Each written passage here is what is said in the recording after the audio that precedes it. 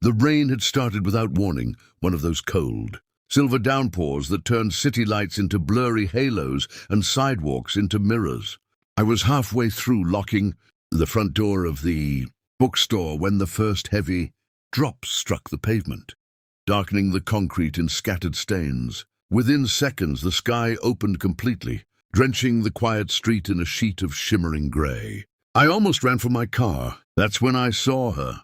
She stood beneath the flickering street lamp across the road, as if she had stepped out of another world and into this storm by accident. The light above her buzzed and blinked, casting unsteady shadows over the white fabric clinging to her body. At first, I thought it was just a formal dress. Then I noticed the lace, the delicate embroidery, the long, trailing hem soaked and heavy against the ground. A wedding dress. Her heels were dangling from her fingers, and she was barefoot on the wet asphalt. Rain flattened her hair against her cheeks, and mascara traced faint grey lines under her eyes. She wasn't sobbing. She wasn't screaming. She just stood there motionless, as if the storm made more sense than whatever had happened before it. I told myself it wasn't my business. The city has a way of teaching you that. But something about the way she shifted her weight like she might fall if she didn't keep reminding herself to stay upright made it impossible to look away. I crossed the street before I could overthink it. The rain soaked through my jacket instantly. By the time I reached her, water was dripping from my hair into my eyes. "Hey," I said gently, careful not to startle her. She looked up slowly. Her eyes were glassy, unfocused at first, like she hadn't expected anyone to notice her. Then they sharpened, locking onto mine with a mixture of embarrassment and desperation. Can you drive me home, please?" Her voice was barely louder than the rain. It trembled, not from the cold, but from the effort of holding herself together.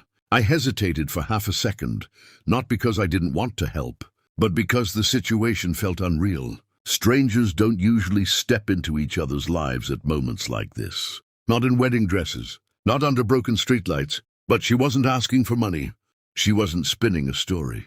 She was asking for a ride home. "Yeah," I said. "Of course." Relief flickered across her face so quickly I almost missed it. It wasn't dramatic. It was quiet, like someone loosening a tight grip on a ledge. My car was parked just around the corner. I hurried ahead to unlock it, then opened the passenger door for her.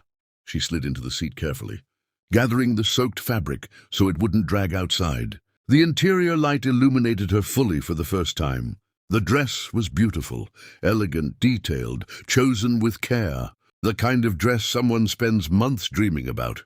Seeing it like this, wrinkled, wet, abandoned by its moment, felt wrong. I circled to the driver's side and started the engine. The windshield fogged immediately, and I switched on the defroster while the wipers struggled against the downpour. For a while, neither of us spoke. The only sounds were the steady rhythm of the wipers and the hum of the heater kicking in. She sat rigidly, staring straight ahead, hands folded tightly in her lap. I noticed she wasn't wearing a ring. "Where to?" I asked gently. She gave me an address in a soft automatic tone, like she had repeated it her whole life. I pulled away from the curb and merged onto the nearly empty road. Streetlights passed over us in intervals, briefly illuminating her face before plunging it back into shadow. In those flashes, I saw exhaustion layered over shock. "Are you okay?" I asked after a few blocks, instantly regretting how useless the question sounded. She let out a small breath that almost resembled a laugh. "I was supposed to get married today," she said. The words hung in the air, heavier than the rain. I tightened my grip on the steering wheel. "I'm sorry, he didn't show up." She said it plainly. No theatrics, no bitterness in her tone, just a fact. I glanced at her. She was still staring forward, jaw set, as if repeating the sentence made it more believable. "We waited," she continued. "Everyone kept checking their watches. My dad tried to joke about traffic. My mom kept fixing my veil." Her voice wavered slightly. "I kept thinking he'd run in at the last second, like it was some dramatic movie scene." The wipers swept across the glass again, but he didn't. "No." The silence that followed wasn't awkward. It was dense. I didn't ask what happened. I didn't ask why. There are moments when questions feel invasive, and this was one of them. Instead, I adjusted the heater toward her side. You must be freezing, I said. She shook her head. I don't feel anything. That scared me more than tears would have. We stopped at a red light. The reflection of it painted her face in a dull crimson glow. For a second, I saw something fragile in her expression. Not heartbreak exactly, but humiliation, as if the worst part wasn't being left, but being left publicly. I couldn't stay there, she said suddenly. Everyone was looking at me like I was about to shatter. You're not shattered. The words came out before I had time to weigh them. She turned to look at me then, really look at me, for the first time. Her eyes searched my face as if testing whether I meant it. You don't even know me, she said softly. I know someone who stands in the rain alone after that kind of day isn't weak. Her lips pressed together, and she looked away again. But I noticed her hands loosen slightly in her lap. The light turned green. We drove through quieter streets now, lined with neat houses and darkened windows. The rain began to soften, easing from a violent downpour to a steady drizzle. Thank you, she said after a long pause. For what? For stopping. It felt strange to be thanked for something so simple, but maybe tonight simple things mattered more. We turned onto her street. Warm porch lights glowed from a few houses, casting golden reflections across wet driveways. It was the kind of neighborhood built for stability, for long marriages, for family dinners and holiday decorations. I slowed the car as we approached the address she'd given me. A modest two-story house stood ahead, lights on in the living room, curtains half drawn, waiting. I pulled into the driveway and shifted into park. The engine idled quietly. She didn't reach for the door handle. Instead, she stared at the house as if it belonged to someone else. I can't go in, she whispered. Why? They'll look at me like I failed. You didn't fail, I said firmly. He did. Her breath caught, and for the first time, her composure cracked. Not in sobs, just in a small, trembling inhale. The rain had nearly stopped now. Only droplets slid lazily down the windshield. She turned toward me again, uncertainty flickering across her face. Can you stay? She asked quietly. Just for a little while, until I fall asleep. I don't want to be alone tonight. The request wasn't reckless. It wasn't suggestive. It was human. And before I could stop myself from lightening the weight of it with humor, I replied, So, where do I sleep? For a heartbeat, she simply stared at me. Then unexpectedly a soft laugh escaped her lips. It wasn't loud, it wasn't polished, but it was real. And in that fragile, rain-washed driveway, something shifted, not romance, not destiny, just the smallest return of warmth. Her laugh faded into a quiet exhale, but the warmth of it lingered between us like the last note of a song. For a moment, neither of us moved. The rain had thinned to a mist. The windshield now patterned with slow, wandering droplets. The house in front of us stood still and patient, its porch light casting a soft amber glow over the driveway. I'm sorry, she said, brushing damp hair away from her face. That was a strange thing to ask. It wasn't, I replied. It was honest. She studied me again, as if trying to decide whether I was reckless, kind, or simply foolish. Maybe I was a little of all three. Finally, she opened the door. Cool night air slipped into the car. I stepped out and walked around to her side without thinking. The gravel crunched under our feet as we approached the front door. Up close, I could see the faint tremor in her hands as she reached for the handle. Before turning it, she paused. If you change your mind, she said quietly, I'll understand. I won't, I answered. She nodded once and pushed the door open. The house smelled like lavender and something faintly sweet, vanilla maybe. The living room lights were still on, illuminating a space that felt carefully arranged, like a photograph in a frame. Family portraits lined the walls. A clock ticked softly somewhere deeper inside the house. Her parents' bedroom door down the hallway was closed. She slipped off what remained of her soaked dress shoes and set them neatly by the wall. The wedding dress, heavy and wrinkled, seemed to weigh more with every step. I'll grab you a towel, she murmured. While she disappeared into another room, I stood awkwardly near the entrance, unsure where to put my hands. It struck me then how unusual this was. Two strangers connected by a failed wedding and a rainstorm.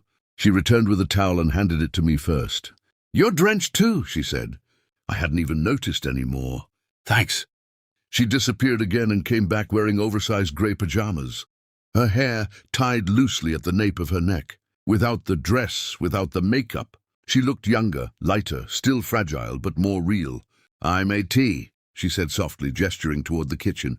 We sat at the small wooden table under a dim pendant light. Steam curled from our mugs, carrying the scent of chamomile between us. The quiet felt different now, less suffocating, more reflective. "My name's Ilara," she said. I told her mine. She wrapped both hands around her cup, as if anchoring herself. "I keep replaying it," she admitted. The doors. The music stopping. The whispers. Her voice didn't break this time. It thinned. I thought maybe he was in an accident. I even hoped he was, because at least that would mean he didn't choose not to come. I didn't interrupt. "But he sent a message," she continued, "to my maid of honor. Said he couldn't do it, that he needed more time." A faint, incredulous smile touched her lips. "More time?" "On the wedding day." The clock in the hallway ticked louder in the silence that followed. "You deserved better than a text," I said quietly. "I deserved honesty weeks ago," she replied. There was no venom in her tone, just clarity. We moved to the living room after a while. She curled into one corner of the couch, her feet tucked beneath her. I sat on the opposite end, careful to leave space between us. "You can take the guest room," she said after a moment. "I thought I was getting the driveway," I teased gently. A faint smile appeared again. "You're upgraded." The fact that she could smile at all felt like progress. "Are they going to ask questions?" I nodded toward the hallway. "Tomorrow," she said. "Tonight they're pretending to sleep, giving me space." That's kind. They don't know what to say. We fell into another stretch of quiet, but this time it was easier to breathe in. "Why did you stop?" she asked suddenly. "What do you mean?" "You could have just driven away." "Most people would have." I considered that. "I think," I said slowly, "sometimes the universe puts you at a corner. At the exact second someone else needs you there." She tilted her head slightly. "That's almost romantic." "It's mostly inconvenient," I replied. She laughed again, stronger this time. The sound did something unexpected to the room. It softened the edges of everything. Hours passed unnoticed. We talked about small things at first. Where she went to, school, how I ended up managing a bookstore, the kind of music she liked. Gradually, the weight of the evening loosened its grip. At some point, exhaustion began to settle into her bones. Her sentences grew shorter, her eyelids heavier. "You should sleep," I said gently. She nodded but didn't stand. "Will you?" She hesitated. "I'll be here," I assured her. She shifted slightly, stretching out along the couch, resting her head against the cushion. Within minutes, her breathing slowed. I watched the rise and fall of her chest, the tension gradually leaving her face. Without the tightness of hurt pulling at her features, she looked peaceful. Younger than the woman who had stood beneath the street lamp hours ago. Carefully, I stood and draped a folded blanket over her. I turned off the lamp, leaving only the faint glow from the hallway nightlight. The guest room was small but tidy. Fresh sheets, a neatly folded quilt. I stood in the doorway for a moment, listening to the quiet house. It would have been easy to feel out of place, but somehow I didn't. Just as I stepped into the room, her voice drifted softly from the living room. "Don't disappear!" I walked back out. She hadn't opened her eyes. "I won't," I said. She relaxed again. I left the guest room door open and lay down fully clothed on top of the covers. The house creaked occasionally, settling into the night. Somewhere outside, a car passed, tires hissing against wet pavement. Sleep didn't come immediately. My mind replayed the image of her in the rain, the way she had asked for help like it cost her something, the way she had laughed despite everything. By morning, pale sunlight filtered through the thin curtains. I woke to the smell of coffee and the faint clatter of dishes. For a split second, I wondered if the night had been imagined. Then I heard her voice humming softly in the kitchen. I stepped into the hallway. She stood by the stove, hair still loosely tied back, wearing the same oversized pajamas. No wedding dress, no tears, just a quiet steadiness. "You're still here," she said, turning toward me. "You told me not to disappear."